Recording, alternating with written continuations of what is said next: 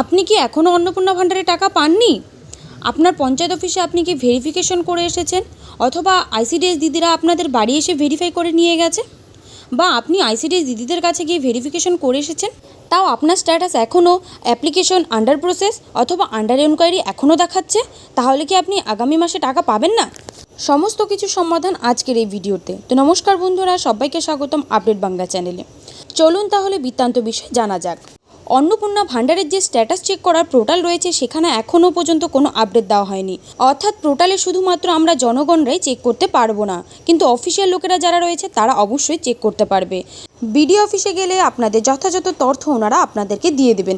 যেসব জিনিসগুলো আপনারা জানতে পারবেন, যেমন আপনার স্ট্যাটাসটি কি অ্যাপ্রুভ হয়েছে, আপনি কি আগামী মাসে টাকা পাচ্ছেন, নাকি আপনার স্ট্যাটাসটি রিজেক্ট করে দেওয়া হয়েছে, নাকি আপনার স্ট্যাটাসটি কোনো রকম ভুল তথ্য বেরিয়েছে যেটা আপনাকে আবার নতুন করে ফর্ম ফিল আপ করতে হবে।